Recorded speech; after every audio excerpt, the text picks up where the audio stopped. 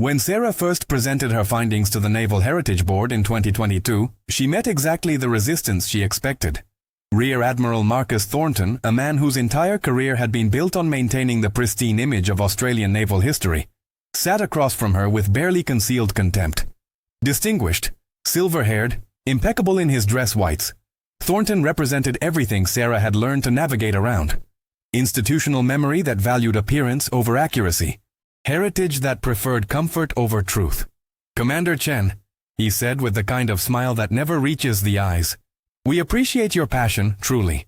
But the vampire's fate is well documented, extensively documented. The families have had closure for 8 decades. What you're proposing would be expensive, potentially fruitless, and frankly disrespectful to disturb a war grave based on speculation." Beside Thornton sat Dr. Frederick Walsh, the Navy's official historian, a man who had literally written the books on Australian naval operations in World War II. His opposition was more intellectual, but no less dismissive. "Miss Chen," he began, and Sarah noted the demotion from her rank. "Your interpretation of the Vendetta's log is creative, I'll grant you. But you're building a castle on sand. One ambiguous entry from a traumatized crew member doesn't overturn decades of accepted history. The explosion was witnessed by multiple vessels. The debris field was documented. Your grandfather's service is admirable, but it doesn't make you an expert on wartime naval operations." But the most vicious opposition came from an unexpected source. Margaret Harrison, president of the HMAS Vampire Memorial Foundation, whose uncle had died on the ship. Elegant, articulate, and absolutely certain of her moral authority, Margaret had spent 40 years organizing commemorations, maintaining the narrative of heroic sacrifice, writing books about her uncle's letters home. Sarah's theory threatened everything Margaret had built. "How dare you?" Margaret's voice shook with genuine fury during a public forum. "How dare you dredge up pain for these families with your conspiracy theories? My uncle died a hero. His memorial stands in Singapore. You want to turn him into some kind of gothic horror story, trapped in a sunken ship for your academic glory? You disgust me." The audience at that forum, filled with veterans' families and naval traditionalists, erupted in supportive applause for Margaret. Sarah stood alone at the podium, feeling the weight of their judgment, their anger, their certainty that she was nothing but a troublemaker using tragedy for personal advancement. But she didn't waver. She simply said, "Mrs. Harrison, I understand your pain. I understand that what I'm suggesting is difficult.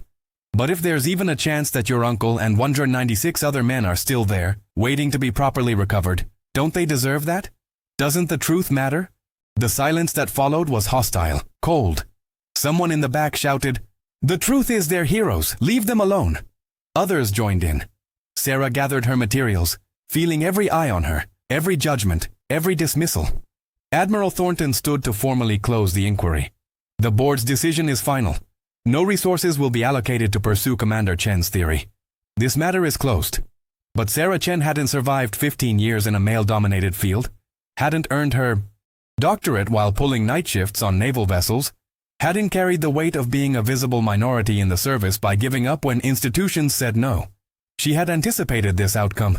She had already begun assembling something the bureaucracy couldn't control, a private expedition, using her own savings, connections in the maritime archaeology community, and the support of a few maverick journalists who smelled a story. Sarah put together what the establishment would mockingly call the Chen Crusade.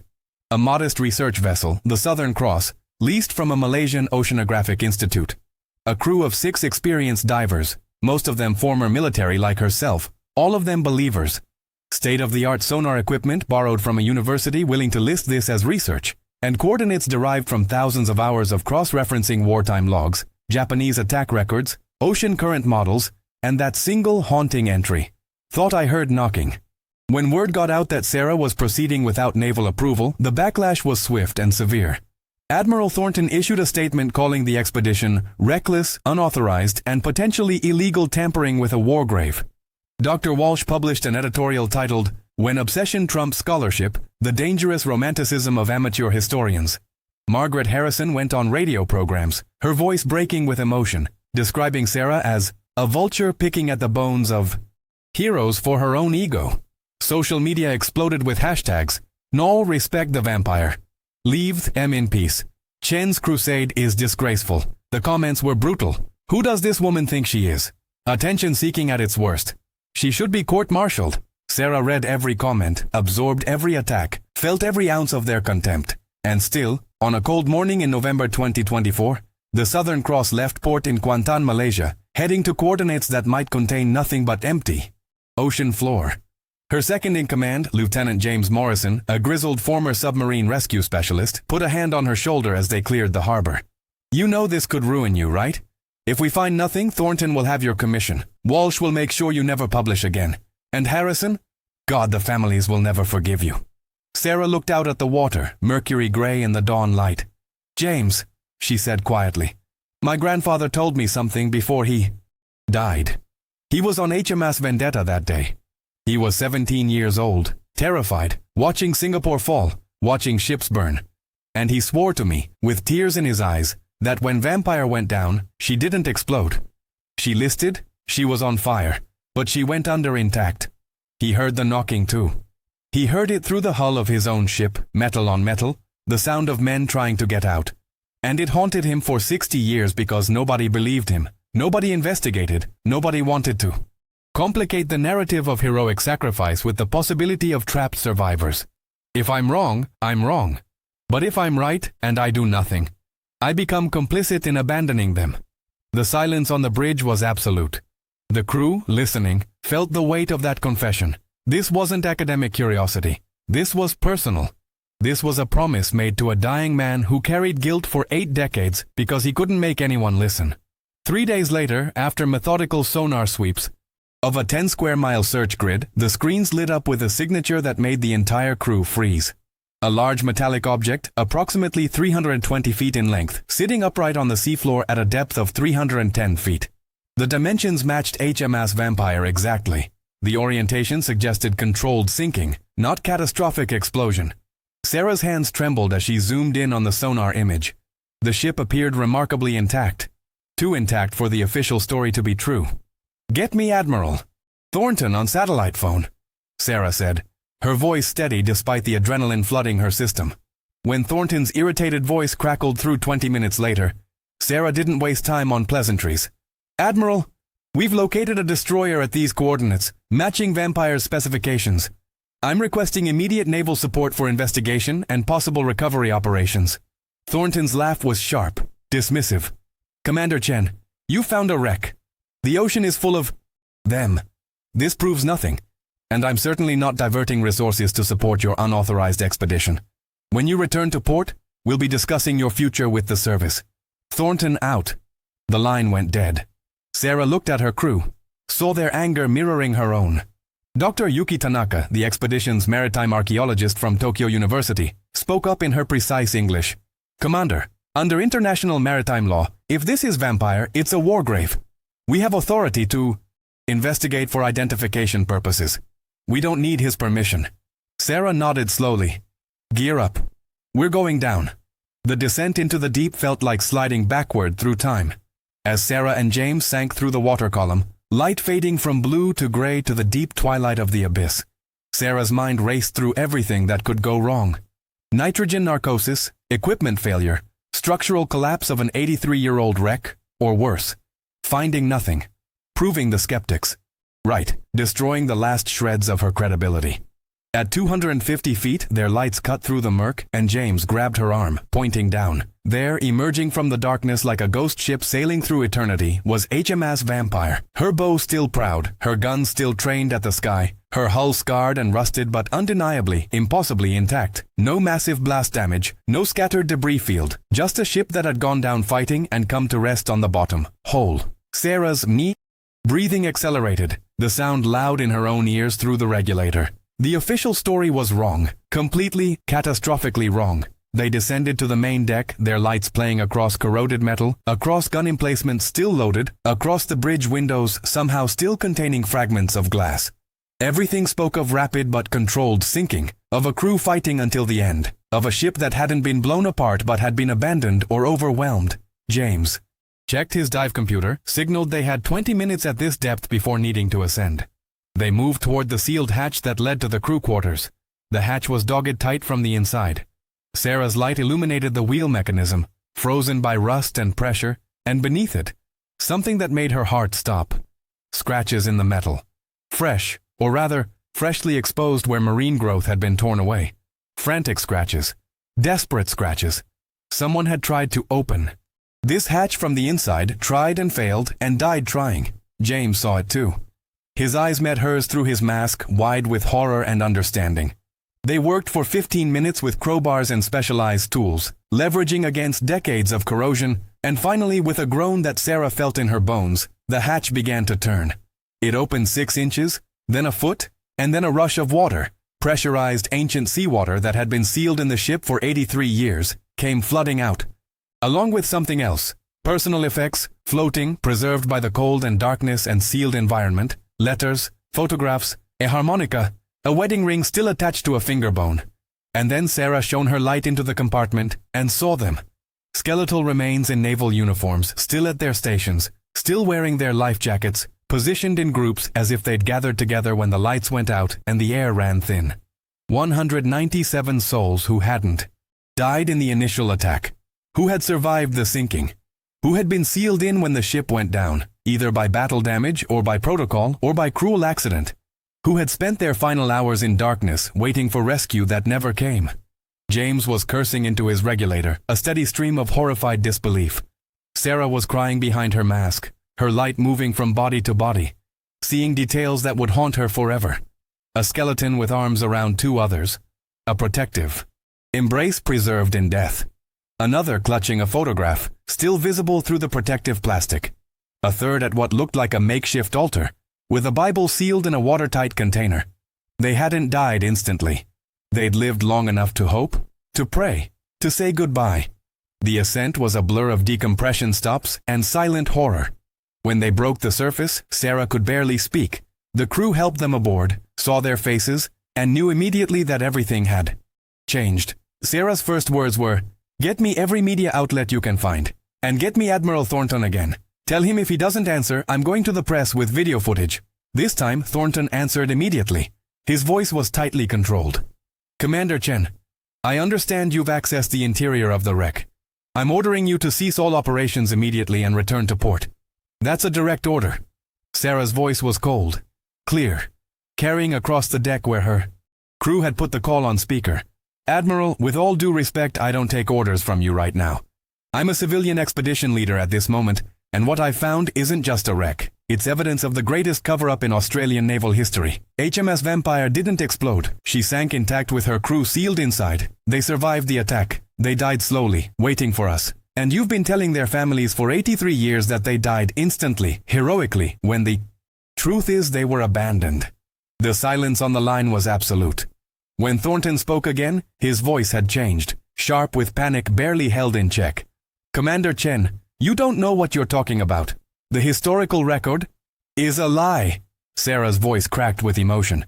"I've been inside, Admiral. I've seen them. They're still there. All of them. And the evidence is clear. They survived the initial sinking. Do you understand what that means? It means for hours, maybe days. There were survivors in that ship. And nobody came back for them. That's impossible. The Japanese controlled those waters. Then say that. Tell the families their sons, fathers, brothers died because rescue was impossible, not because they were vaporized in some glorious explosion. Tell them the truth." Sarah was shaking now, the adrenaline crash combining with fury and grief. "I'm documenting everything, Admiral, every detail, and tomorrow morning the world is going to see what I found. The only question is whether the Navy gets ahead of this with transparency and honor, or whether you force me to expose how thoroughly you've suppressed the truth." What followed was the longest silence of Sarah's life. She could hear Thornton breathing, could almost see him doing calculations, weighing options, realizing that his carefully maintained narrative was about to collapse. When he finally spoke, his voice was different again, smaller, older, stripped of its military authority. "How certain are you of your findings, Commander?" "I've never been more certain of anything in my life." Another pause. Then, "Stand by your vessel. I'm dispatching HMAS Darwin with a full forensic dive team and a Navy chaplain. ETA 16 hours. And Commander, if you're right about this, we need to handle it with the dignity those men deserved and never received. Can you wait that long before going public?" Sarah looked at her crew, saw the mix of triumph and sorrow in their faces, thought of the bodies, sealed in the dark below. 16 hours, Admiral. But there will be transparency. Complete transparency. Or I will personally ensure that every news outlet on Earth knows that the Australian Navy tried to bury this twice. Understood. Thornton out. The naval response, when it came, was massive and unprecedented. HMAS Darwin arrived with not just divers but senior officers, historians, forensic specialists, and most tellingly, a full media relations team. Rear Admiral Thornton himself flew in. By helicopter, landing on the Southern Cross's deck with an expression Sarah had never seen on him before. Something that looked remarkably like shame. He found Sarah on the bow, staring at the water where Vampire rested below. He approached cautiously, as if she might explode. "Commander Chen," he began, his voice formal, then started again. "Sarah, I owe you an apology that I don't have adequate words for." Sarah turned to face him, her expression unreadable. "Do you, Admiral? Or do you owe one to the families you lied to? To my grandfather, who tried to tell you the truth and was called a traumatized kid with faulty memories? To the 197 men down there who died thinking their own service abandoned them?" Thornton flinched as if struck. His military bearing cracked, and for the first time, Sarah saw him as an old man carrying weight he'd never acknowledged. "We didn't know," he said quietly. "I swear to you, when I took over Naval Heritage, the story was already established. The explosion, the instant deaths, the heroic narrative, it was all documented, all official. I inherited it, and I defended it because that's what we do. We protect the legacy. At the expense of truth." Yes, the admission seemed to cost him. Yes, at the expense of truth. Because the truth was complicated, messy. Because admitting that there might have been survivors that we couldn't reach, that we didn't try hard enough to reach, that we wrote off too quickly, that would have meant admitting failure during our darkest hour. It would have meant admitting that we prioritized retreat over rescue. And I couldn't. His voice broke. Sarah watched in amazement as Admiral Marcus Thornton, the man who had called her a conspiracy theorist, who had tried to end her career, who had spent 2 years fighting her every step of the way, wept openly on the deck of her research vessel. "I have 3 grandchildren," he said, voice thick. "The oldest is in the Navy, and all I can think about is that if he was down there, sealed in the dark, dying slowly, I would want someone like you to refuse to let him be forgotten. I would want someone to tell me the truth, no matter how painful. And instead, I've spent my career doing exactly what was done to these families, prioritizing comfort over truth." Dr. Walsh arrived on the next helicopter, and his transformation was even more dramatic. The pompous historian who had publicly ridiculed Sarah's scholarship approached her, with his head bowed, carrying a worn leather journal. "Commander Chen, this belonged to my father. He was on HMAS Vendetta that day. He wrote about hearing the knocking, about trying to convince his superiors to organize a rescue, about being told it was impossible, too dangerous, and that the survivors wouldn't last long anyway. He wrote about the guilt that destroyed him, about the nightmares, about seeing your grandfather at reunions and how they would sit together in silence because they both knew. And I dismissed it. I edited it out of the official history because it didn't fit the narrative I wanted to tell. I owe you more than an apology. I owe you my resignation and my acknowledgement that I've been a coward masquerading as a scholar." Even Margaret Harrison, who had been Sarah's most vicious critic, arrived on the 3rd day of the naval operation. She stood on the deck, watching divers bring up personal effects in careful, reverent procedures. And when Sarah approached her, expecting more hostility, Margaret simply collapsed into her arms. "My uncle wrote letters," she sobbed. "So many letters. And in the last one, before he shipped out, he wrote about how if anything happened, he hoped he'd go quick, that he was terrified of being trapped, of drowning slowly. And we told ourselves he got his wish. We built an entire mythology around instant death because we couldn't bear the alternative. But you made us face it. And I hate you for it and thank you for it. And I don't know how to reconcile those feelings." Sarah held her, this woman who had called her a vulture and a disgrace, and said quietly, "Mrs. Harrison, your uncle was a hero. That hasn't changed. But he was a human being first, who died scared and probably hopeful until the very end. Doesn't he deserve to be remembered as he actually was? Not as what made us comfortable?" The recovery operation took 6 weeks. Navy divers, now led by Sarah as the recognized expert on the wreck, carefully extracted remains, personal effects, and enough forensic evidence to reconstruct the ship's final hours. What they found corroborated Sarah's worst suspicions. Vampire had been hit by bombs that caused severe flooding and fire, but the magazine never exploded. The captain had ordered abandonment. But in the chaos of battle and smoke, an entire section of the crew, 197 men, had been cut off in the aft compartments when watertight doors were sealed to prevent sinking. The ship went down stern first, and those men were trapped in air pockets that lasted for hours, possibly longer. Most devastating were the letters. Sealed in waterproof containers, scrawled on whatever paper was available. Messages to families that were never supposed to be read. Tell my Sarah I love her and think of her. Mom, I'm sorry I won't make it home for Christmas. If anyone finds this, we're still here. We're still waiting. Please come get us. And the last entry in the ship's log from a junior officer in the trapped section, time-stamped nearly 18 hours after the sinking. Oxygen getting thin, down to 12 men conscious, still hope for rescue. God save us all. 18 hours. They'd survived 18 hours, and rescue had been deemed impossible, too risky, not worth attempting in waters controlled by the enemy. Militarily, strategically, the decision was defensible. Humanly, it was devastating. The public revelation of the true story of HMAS Vampire became a watershed moment in Australian military history. Sarah's initial press conference, with Admiral Thornton standing beside her, both of them visibly emotional, broke records for viewership. The recovery operation was covered by media from around the world.